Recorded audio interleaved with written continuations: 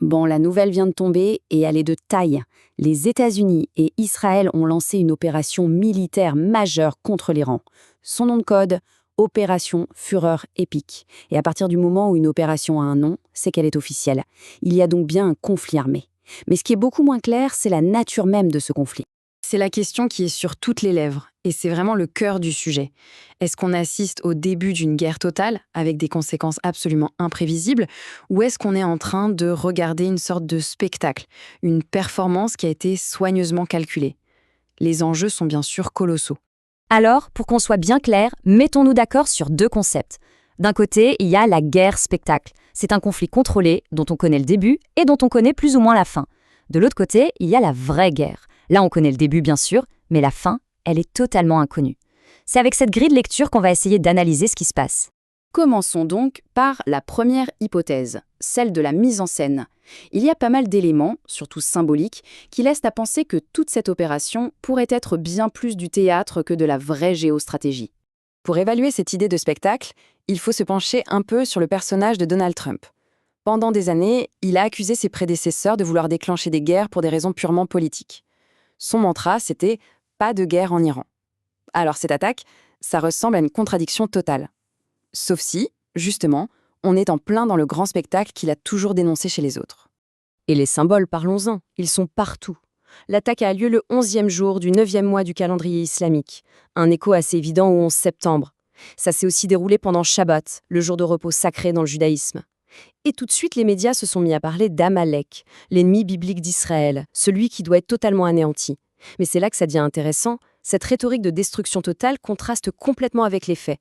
Trump propose l'immunité à l'armée iranienne, et surtout, il n'engage aucune troupe au sol. Ça ne colle pas avec une guerre d'anéantissement. Et puis il y a ce détail qui est quand même assez incroyable. Moins de 18 heures après les premières bombes, on voit le ministre iranien des Affaires étrangères sur une grande chaîne américaine pour calmer le jeu, pour minimiser les dégâts. C'est très inhabituel. Ça ressemble vraiment à une tentative de contrôler le récit, d'éviter que les choses ne dérapent pour de bon. Et là, on arrive à une histoire presque comique, si elle n'était pas si sérieuse. Le porte-avions USS Gerald Ford, le fleuron de la marine, se retrouve bloqué à quai à cause officiellement de toilettes bouchées. Bien sûr, certains analystes y voient tout autre chose, un possible sabotage délibéré par des marins qui sont à bout et qui ne veulent pas de cette guerre. C'est une hypothèse, mais elle montre bien qu'il pourrait y avoir des résistances internes. Bon, on a vu les arguments pour le spectacle. Mais maintenant, il faut regarder l'autre côté de la médaille. Et là, on a des signes très concrets qu'on n'est plus du tout dans une performance, mais bien dans une guerre. Une vraie, avec des conséquences terribles. Le point qui change tout, c'est la réalité du terrain. Parce que dès les premières heures, une frappe israélienne a touché une école de filles. Bilan, 85 enfants tués. Là, il n'y a plus de spectacle, il n'y a plus de performance. C'est juste l'horreur pure de la guerre. Et il faut être clair, du côté israélien, il n'y a aucune envie de faire semblant. Eux désirent une guerre réelle. Et pour beaucoup d'experts, c'est là que tout bascule.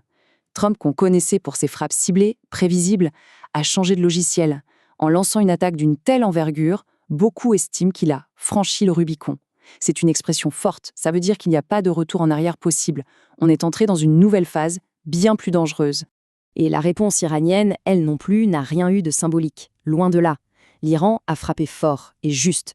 Regardez ses cibles. Ce ne sont pas des cibles au hasard. On parle du centre de commandement américain au Qatar, de l'unité de renseignement 8200 en Israël, leur service de surveillance le plus secret, du QG de la 5e flotte américaine à Bahreïn. Ce sont des coups portés au cœur du système. Là, on ne joue plus. On cherche à neutraliser les capacités stratégiques de l'adversaire. D'accord. Mais alors, pourquoi ? Pourquoi maintenant ? Pour le comprendre, il faut quitter un peu le champ de bataille et s'intéresser aux coulisses, aux pressions intenses qui pèsent sur les épaules de chaque leader. Aux États-Unis, par exemple, le climat politique est extrêmement tendu. L'opinion publique a complètement changé, surtout chez les électeurs démocrates. On a assisté à un basculement spectaculaire. Aujourd'hui, près de 60% d'entre eux soutiennent la cause palestinienne, contre à peine 20% pour Israël. C'est un vrai casse-tête politique pour n'importe quelle administration américaine.